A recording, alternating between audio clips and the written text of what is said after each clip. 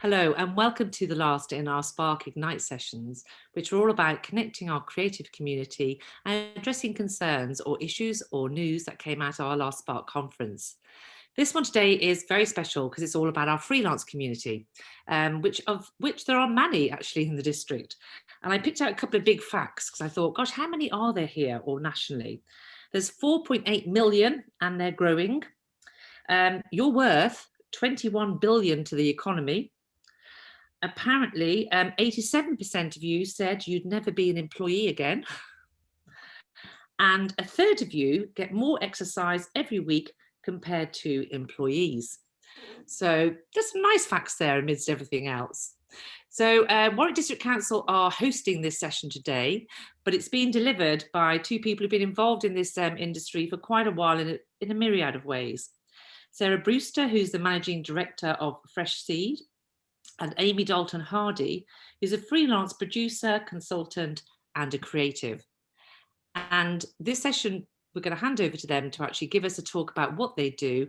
And then really it's open to us to introduce ourselves and to share our learnings and insights. Without further ado, I'll hand over now to Sarah. Hello, nice to see you all. Thank you for joining us today. Amy and I know each other well. We know some of your faces, but some of you not. So we will give you a time to introduce yourselves. But for now, I'm going to give you an overview of what today, or my talk about what today is about, and hopefully give you some information. Some of you may have joined us at the Spark event in February. Some of you may not. So for those who did join you, sorry, some of this is just sort of a sort of reiteration of some of that information and an update of where we've sort of gone from there. But for some of you, you won't know anything about any of this, and it would perhaps be quite nice to hear that there's some stuff going on in the region for you. And there is loads of stuff going on in the region for you, and I think that's the most exciting thing. So I'm going to see if I can get the tech to work. Which is my weakest point, I have to say that, in finance, but never mind. Creatives, I just love it, so we'll stick with that. So for those of you who were at Spark, you'll know that the event was all about, for us, the freelancers, was all about kind of highlighting that you are being heard and that there is all kinds of exciting things beginning to happen for you. For those of you who weren't, don't worry, I'm going to kind of cover some more of that in detail as today. But really what we did at Spark was we invited you all to complete a survey. And from that survey, we got some absolutely amazing intelligence about how you feel about the region, what you feel are the gaps, what you feel are the areas where you'd like some support, and also some stuff about kind of what you do. We have kind of a misunderstanding, I think, in this region that it's only designers that operate here, and we know that that's far bigger picture.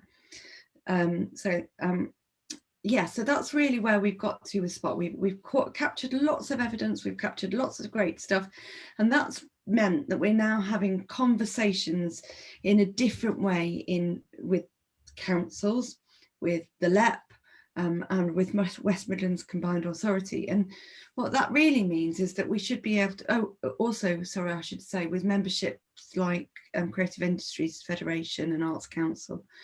And what that's really meant is that not only are you actually being heard in regions or areas, I should say, of industry where perhaps you weren't before, it also means that we can start to draw down pots of money to create more stuff for you, more exciting stuff for you. So Amy, is there anything you want to add here before I move on? Not particularly, other than it's certainly on the Arts Council's radar for the arts and cultural sector specifically, separate to media creatives or tech creatives, Sarah. But what we're talking about here is inclusive of everybody, but certainly the Arts Council, there's a really big drive to invest in individuals a lot more.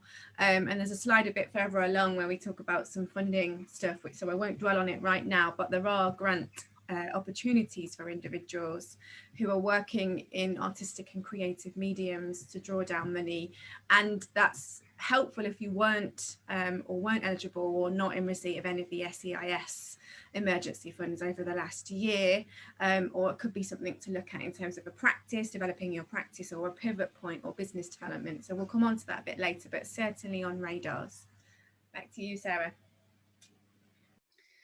So what began in 2020, when we all hoped that this pandemic was only going to last a couple of months, was a recognition by the LEP that freelancers had fallen through lots of gaps. And as Amy said, some of you weren't eligible for the SEIS stuff, funding, and so what we recognised was that you needed to have a voice heard in sort of strategic decision-making groups, and that was how you were born, or this group was born, I should say. What we've done since then is really create a lot of reporting and a lot of pushing of doors to get you a seat at that table, and that's where we've managed to get some real wins. And why does that matter? Well, that matters because industry industry and board decision makers in these sort of groups more often than not have got sort of one focus. That might be the car industry, or it might be, what other industry it might be. And if you don't understand how freelancers operate and why freelancers operate, often the perception was that you were just a sort of group of hobbyists and not really a group of specialist skills that are really valuable. And also, to Carol's point earlier about what you bring financially to the country, in this region, I don't know what the figures are, but I know that freelancers, there's a lot of you in this region, and I know that they, therefore will add an awful lot to the local economy in that respect. So what we've managed to achieve since then is enormous, but perhaps hasn't been visible for you. And this is where we are going from this point forward, is to bring that work out to you and make it much more visible. So we're in conversations with Warwick District Council, hence we're here with Carol and the fabulous team. And we're also in conversations with Coventry Uni and Warwick Uni about how we can continue to support you with some continual professional development and other work like that, and potentially link you to industry in lots of great ways. As I said, we've been writing lots of reporting, so my days of number crunching and word crunching have I hopefully reached its point where that's starting to embed in the areas it should do, and create a way to collaborate across industry. So as I said earlier, the perception is that in this region that freelancers are hobbyists. What we hope to achieve is that kind of breaking down those barriers by demonstrating that there's a lot of skill and talent here, and specialist skill particularly, and then the other thing that we're trying to achieve is to connect all the communities that operate in this area. So there's lots of fabulous networking in this area, from Cake Storms to Creative Cake Storm, I should say, to Creative Mornings, to all manner of amazing groups. I mean, there's probably 20, without totting it up properly, I think I know of about 20 different groups. And what we want to do is make sure that you're aware of them, because I think some of the evidence that we found from Spark and the research that we carried out was that you don't actually always know what's going on in and who's in those regions. So that's what we're trying to do and through that communication piece. So I'm going to come on to how we do that in a minute, but I wanted to just see what your sort of feelings are about where we're going now and what we've achieved. And I wanted to just sort of make you very aware that we have achieved. It may not feel like it to you, but for us, because we've got you that recognition, on those boards and stuff, and in great places. I wanted to get that message across to you really now, and then we'll get on to how we continue with that in a minute. But has anyone got anything that they wanted to ask at this point before we move on to sort of the hows and what we see as the next steps? Is there anything that you wanted to ask? Otherwise, I will move on. Just quickly, Sarah, so you said that you managed to collate a bunch of information from your surveys and stuff like that. And did that kind of highlight to you, it sounds like it highlighted to you who you should be talking to in terms of speaking to councillors and things like that. But has it kind of has it pointed out to you any people that actually need help, that, you know, maybe don't have a voice, or, by the fact that they weren't kind of in your data, has that kind of highlighted maybe these people could use some help? Yeah, so we had a really interesting picture when we started with this. When we started a year ago, what we discovered through the LEP databases were, unless there are so many different ways to operate as a freelancer, aren't there? You can be a sole trader, you can be a limited company, you can be, and unless you were captured sort of truly in a freelancer way, you weren't. It's really hard for industry to understand you. So we understood, we gathered that, and we also gathered from the evidence this thing, the feeling from other freelancers that they weren't being heard, and then which we already knew, but we've definitely heard that message, and then we've definitely kind of picked up what that looks like, where that is, and how that operates. Rather than sort of making assumptions, we've now got a better picture, which brings us on to this, Danny. This is when we started the work last year. We decided to use LinkedIn, and I know that there are no social media platform is perfect, and I know that there is a real love-hate relationship with LinkedIn. But one of the reasons that we sort of stuck with this is that the thing with LinkedIn is it's where all the work is, and what we want to do is signpost that work more broadly to everybody. So we don't want it to be sort of chosen people favorites, or this perception that it's favorites. We want it to be much more open to everyone. And what we will start to do with that is sort of populate that group with the ecosystem that sits around us. So everyone from sort of recruiters to the councils, to Amy's and me, to to all the freelancers that operate, but also how all the opportunity for work and all the opportunity to network and cross collaborate, and those things where some people will feel happy going into a room full of people to network. Some people you just would rather boil your eyeballs, and I understand that. So what we want to do is create through this page a feeling where you're all included, you all feel involved in it, and I know that it may feel like we're sort of, well, we've already got that in other places, but actually we haven't. What we've got is silos and disparate, and it's not joined up, and this is very much about joining up that messaging. So it's not about creating another silo. It is definitely about saying, well, all the networking groups are welcome to join it, and advertising it. All the recruiters that work in this field, the same. All the opportunities for tenders. So, from contentious though this may be, if HS2 have got work that's available to any freelancer, then it should be put up there. Equally, if there's any performances, where they need dancers or actors, we can put it up there. So this kind of national, this sort of regional cry can be put in to this group, and that's what we're trying to achieve. We really want to get away from this siloed feeling and this sort of favourites feeling and this perception that it's only the same voices that get heard.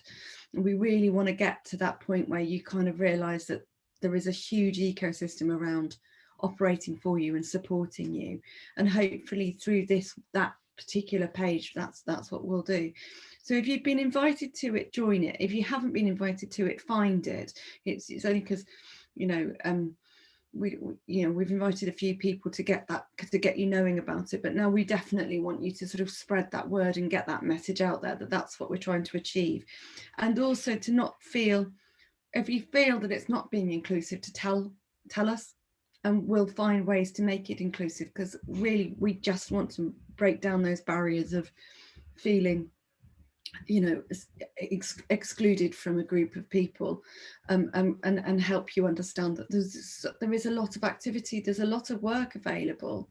You know, occasionally that may mean that, you know, perhaps you need to pivot from what you have been doing, but there is a lot. Also, one thing that I did on my personal LinkedIn page over last year was put a lot of information about local government grants that were available, and I know Coventry and Warwick councils have done had some great freelancer self-employed support available through the grant systems, and we want to put that up there. And again, we know that there are barriers to taking up these things. We understand that sometimes those systems are clunky. Unfortunately, we've got to work with the, you know, what we've got, but if it's available to you, we want you to understand that it's there and be aware of it and feel you know, part of something really exciting. You know, there is a great deal of work coming up, and continues to. And over this last year, I've posted a lot of work for freelancers on my own personal pages, so I want to be able to put it into this sort of group. So that's what we're hoping to achieve with that. So please spread the word, please tell people it's available. Please make sure that when you do tell people, you say, you know, if you don't feel it's inclusive, talk to us, you know, because that's our main messages. It's communication and inclusion. So hopefully you'll get to feel that. And what we're hoping really is that as we start to use this, it starts to self-populate as well. You start to understand. So we will start to generate that content for you, but hopefully you start to be able, you know, feel that it's working in the right way, and you can start to populate it with content as well, so that it becomes sort of a self-supporting ecosystem. And of course we'll administrate some of it. So if you start putting dancing cats up there that aren't appropriate and somebody gets upset about it, we'll take them down. But personally, I love dancing cats, so if we could have more of those on LinkedIn, it would make it a lot happier place, wouldn't it? Sorry, Danny, did you want to say something before I move on? No, not at all, no. Thanks for that. So the next thing that came really out of the survey was the need for space. So again, we recognise that this is quite a big issue in this area, in so much as affordable space and accessible space. So what we wanted to do was link together all of that ecosystem again that sits around here. So Ian's on this call and making sure that you know about places like Meet by the Park and obviously Mill Street, but also make you aware of the fact that there are lots of other spaces around. So again, it will all go on the LinkedIn page, but in Coventry, for example, David Hope, who works at Coventry Council, has helped us find lots of great space in Coventry City, and we're hoping to replicate that across Leamington and Warwick. And that might mean that we have to look to industry if there isn't available space in other ways. And by that, I mean, if industry is now going to this hybrid model where they are not working in the offices so much, they may well have space that's usable that they can then rent out to freelancers. Now, some companies won't have sort of available space that's suitable for dancers, but some do. And I was told yesterday about a company who I'm speaking to this afternoon about who've got a theatre within their premises, so they have got the ability to rent that space out should they think that that's appropriate. So what we're trying to do is to try and find ways to connect space to you in an affordable way, but also to connect you to the people like Ian who, you know, meet by the park that are there. Now, some people, again, if we can populate it in the LinkedIn page, what we've seen is some people know about these things and some people don't, and we're trying to get that messaging clear in one consistent space. It's here, that's what it does, you know, this is what's available for you, and don't feel that you're ignored. But space is one of the biggest issues and biggest challenges that we know that you have, and that also sort of leads to that connection, doesn't it? That kind of, if you're in a space, you feel, and that you, particularly if you're with other people in that space, you sort of feel like you're part of something, and we want to try and continue that message. So again, out of the talk, and the survey, we've recognised there's work that we still need to do. So we still need to continue to talk to you and find out what you feel the gaps are. So we've caught the messaging so far and what you say so far, but we want you to keep telling us that, keep you know, because it might change. We might fix what we feel is the gap now, and it might change. So we want you to keep talking to us, and then we can keep talking to those people who make the decisions about sort of the strategic growth of this region. We want, you know, the more that we can get recognition for freelancers and the talent that you've got, the more that you know, they will make decisions in your favour. We'll keep finding spaces for you. We'll keep providing opportunities for you. And what hopefully we'll start to develop a package of support that helps you grow and further, and perhaps pivot your work further and develop. So a lot of freelancers that we know, you sort of stick with sort of the same perhaps level of work and perhaps never grow up the ladder, so to speak, for whatever reason that might be. So we want to try and help you sort of look at how can you diversify, how can you develop, how can you pivot, and what barriers are there for that. And then I've got to just look because I can't see my last point. And to say what's your input? As I said, we can't understand the gaps without your input. So we want you to keep talking to us. And before I hand over to Amy, really, I'm going to who's going to talk to you a bit more about grants and bids in a bit. I want you to talk. Amy will probably have some info on this as well, because Amy's more connected to the Arts Council than I am.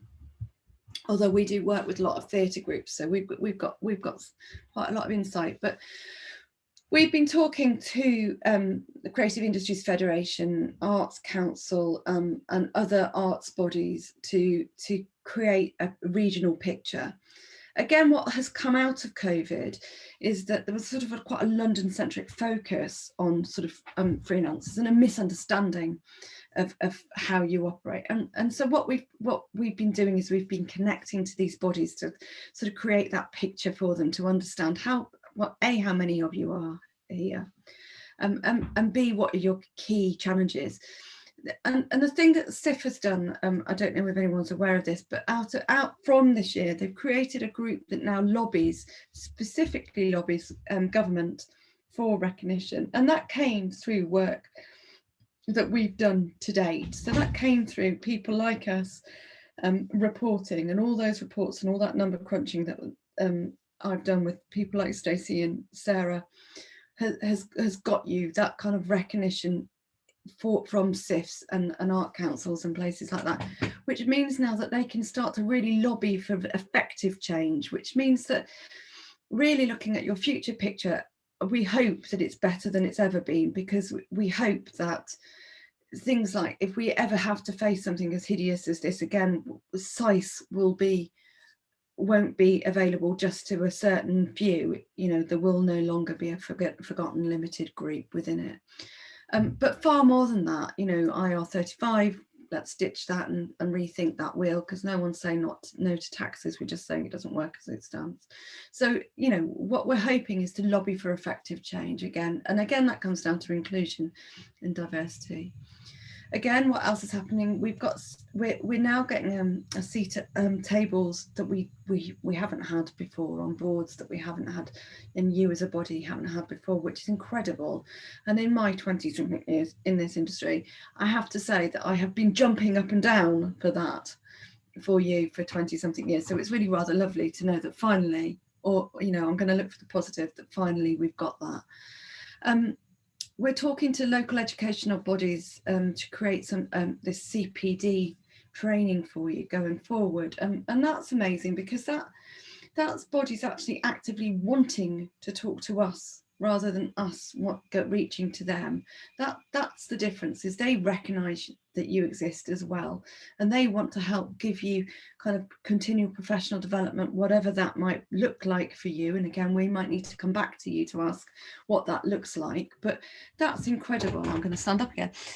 And just creating more regional links for you. So regional links, by that I mean kind of links to Birmingham and the other regions that surround us, to really help you understand that work is available across the region, not just stuck to sort of Leamington and or Coventry, and also sort of really broaden that message that it isn't just kind of a few chosen few, it is available to everyone. And how does that look?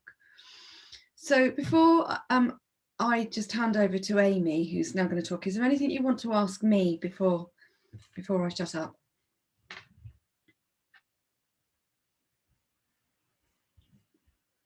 Are we all good? Right, Amy, over to you. Cool, thanks, Sarah. So before I start this, I just wanted to say that apologies if this is teaching anybody on here to suck eggs, because you may already be quite adept and really successful at securing grants. But we put this in here just because it was an area flagged on the survey and at the last Spark meeting, that a few freelancers don't even know where to start when it comes to fundraising. And much of what I do is about, one, signposting independents to fundraising, two, advising them on, and I don't take them through this process, but I definitely give advice on what the legal structure is, because not all funders will fund individuals or sole traders, only certain funders will, which you probably already know that. And then it's a whole different language when you are writing your funding bid to whichever funder, depending on their remit, their criteria, the sort of sector they want to specialist in, and the outcomes that they want you to address in your project. And yeah, so I'm going to go through these points. So depending on your legal status, which I just mentioned, it's probably better to look local. And Sarah touched on this earlier about really hyper local funds. So Leamington Town Council are brilliant and have a community grant regularly open, multiple rounds a year. Now they will only fund groups. So that's what I mean, where it depends on your legal status, whether you are a sole trader, whether you have a limited company, a CIC, which is connected to my next point, whether you are a community group, a voluntary group, or any other type of constitution. So each fund, you have to look quite carefully at their criteria.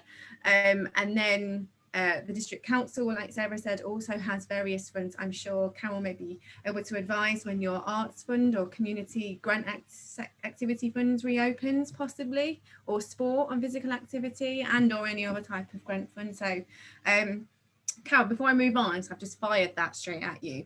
Is that going to be reopening soon, or I'll leave it over to you? In terms of grants, we hope so. We're still waiting to hear from that.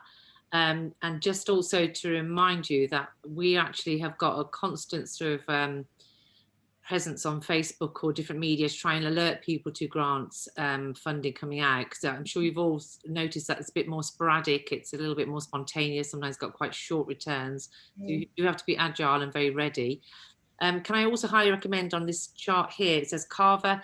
For those who don't know, we had a session and there will be one appearing from them who are a local community and voluntary action group. They're actually there also to support you. So anybody here who's starting out, who wants to know how to get registered, how do I become a CIC, a community interest company, or a sole trader, or status, you can book an appointment in with them based in Leamington, and they will give you a one-to-one support on how to do that. They also have just changed their grant provider, so they can do you a tailored search.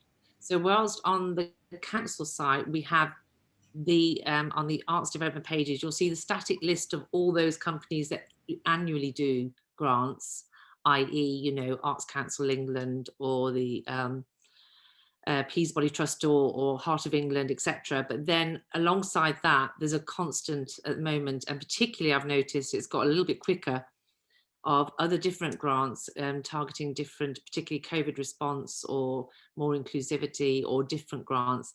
Those are the ones that we share, and I'm sure Amy and Sarah also get a little bit wind of, and those are sort of the ones which I'm sure will appear in their LinkedIn page.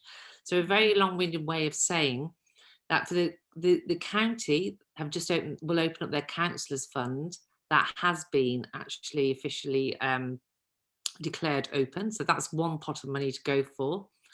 But that's very much about local impact projects, and WDC are waiting to hear further news. Thanks, Carol. You just covered off my second point rather brilliantly, so thank you very much. But yeah, I was just going to go further to what Carol said about CARBA doing a bespoke search for you. Actually, if you go onto their website, I call it the Funding Bible, but they don't call it that. It's basically a directory. And if you download that, it's a PDF document. It's literally every man and his dog. Sarah, you go into that now? You've clicked off the PowerPoint. I didn't mean to do that. I thought that was a spontaneous moment of going to the CARBA website to show us that, but I don't think you meant to do that. No, I didn't mean to do that. So I'll just fill for temporarily. Well, okay, we're back. Cool. So yeah, have a look. Live event, everyone. Have a look on the CARBA website, because yeah, I call it the Funding Bible, but it's something called the directory, and they update it occasionally, probably every season, I think. And it includes all the kind of, the regular funders, if you like your arts councils and the BFIs of the world, and the big foundations like Paul Hamlin and Esme Fairbairn, but all the way down to local trusts where hyper local in Leamington and Warwick, Stratford, and so on and so forth. So really useful resource there. And then, say for instance, you've established the funder and the fund that you want to go to and approach and or apply to. It's worth establishing contact with them. Now, admittedly, the Arts Council are notoriously difficult to pin down, but they do have a really helpful customer inquiries and a help desk, if you like, who are really, really knowledgeable and answer any kind of generic questions. But usually, if it's a trust or foundation and you're applying for a particular community project or piece of work that you know is going to make a difference to a particular community or group of people, contacting that trust or foundation to build a relationship is probably the most important thing to do. So when they see your application come in, they kind of flag that and know that it's already on their radar, and they've already been told about it, you've already introduced it to them, and they kind of then know that it's coming, and they'll keep an eye out for it, which can only be advantageous. Always read the guidelines, which is the next point, which seems really simple, but often overlooked in the bid writing process, is to really, really carefully go through the guidelines, and if it's easier, copy and paste into a draft.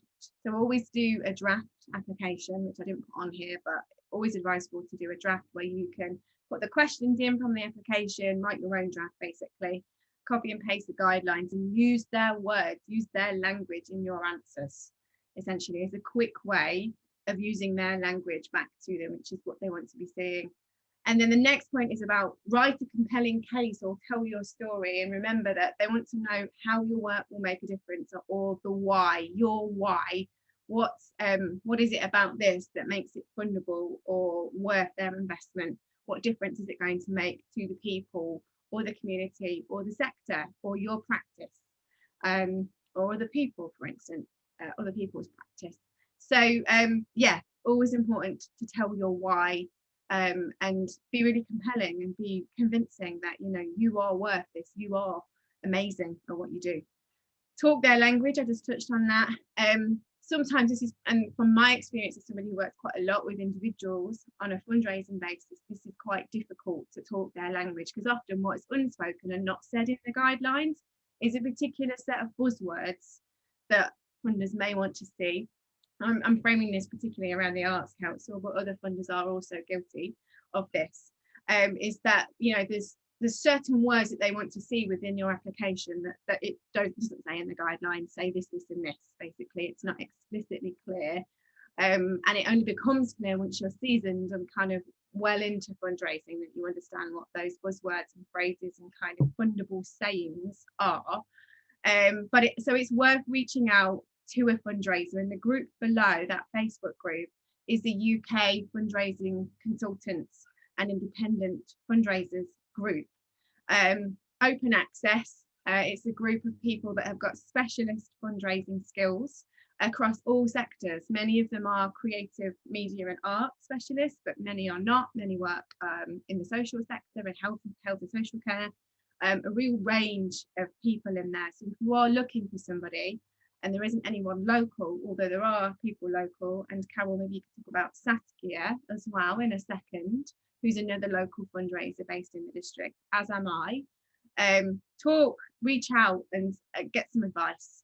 And in addition to that, if anyone has any access needs, particularly with the Arts Council, but pretty generic to most funder as well, most trust and foundation, they will welcome a conversation if you've got any access needs, any particular learning disabilities which prevent you from applying or impair the application process. So I'm listed with Arts Council as an access support worker, and what that means is I'm on their books so that I can support people with a disability. And that could be someone who's got dyslexia, for instance, who just needs some support in reading and writing and translating it across. So that's what I mean in that sense. And there are many, many access support workers out there floating around. You just need to, if you're looking for someone, there's me, but you could probably just put a tweet out, to be honest, and someone will probably tag someone that they know who's an access worker for AIDS.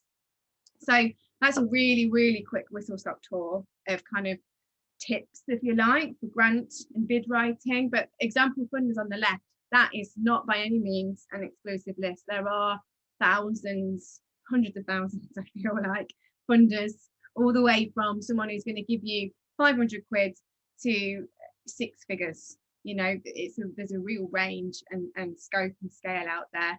And I mentioned earlier that Arts Council, as my specialist area, they've got 2 main funds for artists and people that are working with an art form or an artistic medium to go for. One is a project grant strand for particular projects, and one is for developing your creative practice, which is the individual fund that I mentioned earlier, which is up to £10,000 to develop your practice. And right now they're welcoming people at a pivot point, which Sarah talked about earlier, or people that are readjusting or kind of coming back to their practice or going back into the studio or coming back to making, having had a lull, if you like, because the industry's mostly been closed for the year, over a year now. And they're interested in upskilling and training and you kind of identifying anything else that you might need, and that money is available to apply for. So that's my whistle-stop tour of the funding landscape really quickly.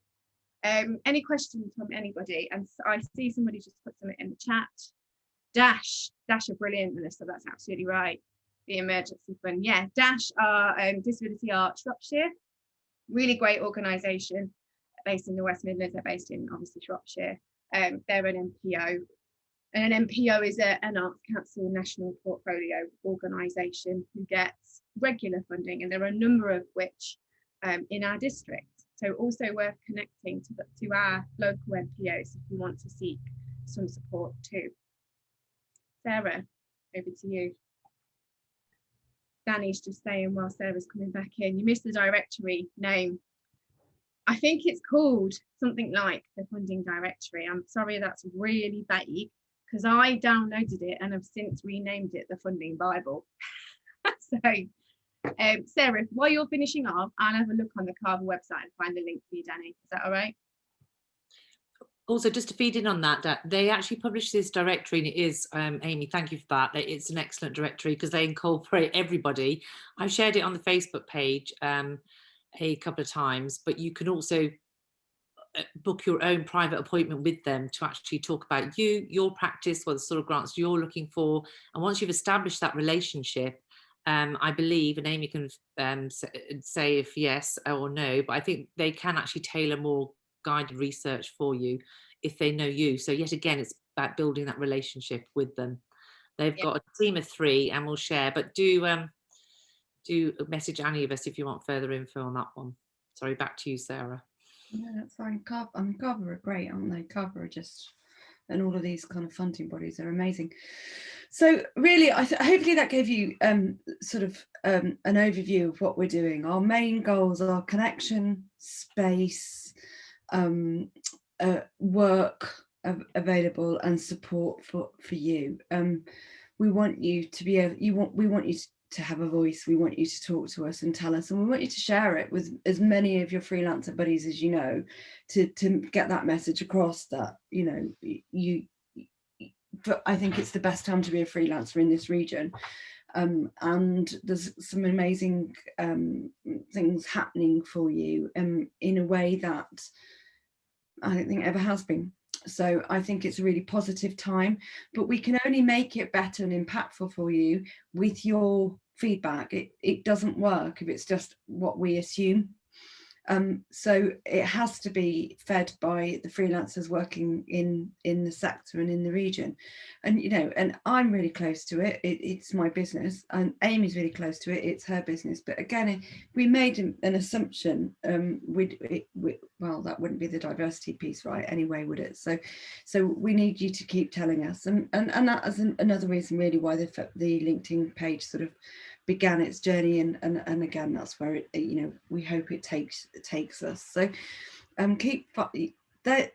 I should have put our email addresses up there really in hindsight, but I didn't. So you can find details of how to contact us though on the website. So and I'm sure these you know, slides will be shared and so on and so forth. So you'll find our information that way, or find us on LinkedIn. But keep talking, keep telling us, keep sharing, keep creating the ecosystem, keep recognizing that what works for one person doesn't work for everybody. So you know, we've got to get it, we'll try and get it as right as we can for everybody.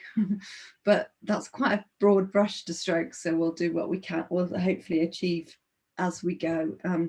But if you've got any questions, if you've got anything you want to ask them now, or find us and ask them at another date. That's also fine. If you go away from here and you kind of think, oh, actually, that's made me think about that, and I'd like to know more information, then get in touch. I don't bite. I'm very friendly. I just like to be like, well, no, that's not true. I don't like to be liked. I like to like everybody is what I like to do. So you can come and find me and talk to me anytime.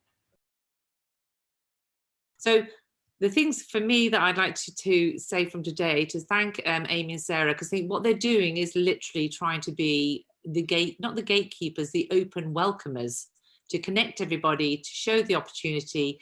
They're creating a portal that actually, I think the LinkedIn one, which is going to be incredibly useful, because it made me go and revisit LinkedIn. It'd been quite a while, and actually I think it's a lot more friendly. It's a lot more conversational than when I last visited it. It's definitely far more about opportunities. It's far more networking. It's very business directed. So I think we should all, I'd like to actually really support that by actually seeing what happens when we all actually just virtually go and talk in one space, because hopefully we're not always going to be in this way. And that actually is a very professional and very connected way.